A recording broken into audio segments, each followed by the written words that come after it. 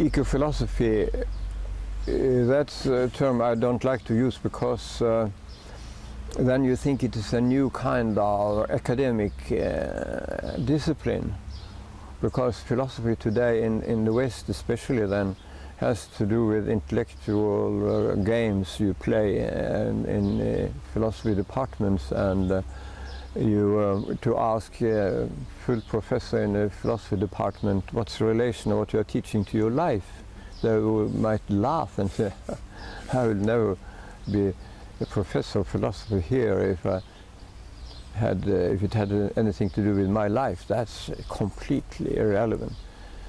So eco-philosophy, I'm a little afraid of, I think the core of the movement has to do with philosophy, whereas the core has to do with practice.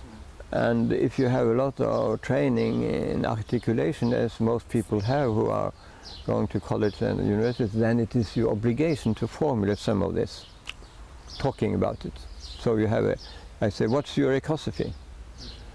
And you have to answer. Because of your terrible high level of formal education, you can have no kind of excuse for not answering me. Why do you do this? Why do you sit here? Is that part of, can you really justify that from your basic intuitions of what life is when you are there? So the supporters of deep ecology movement are asked to stand up and bang, shake people like this and say, what are you doing? How do you justify that? So the deep ecology movement have, in the sense of Gandhi, of course, what he calls constructive program. If we want to change anything in society, live with those who are opponents. If you do anything with crime, live with the criminals, and so on. Participate in the direct action, but do it in a way that is understandable to the opposition. And constructive program says that if it's something that takes a long time, you should arrange things such that you can be of help to the opponents, not on standing somewhere, but being able to say, can we do something?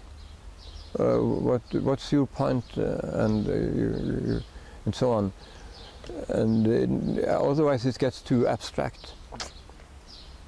That's important. But 21st century, the next 10 or 20 years, I think even economical, the new economics, the green economy will not be able to really change things economically, and poverty, abject poverty, going bad.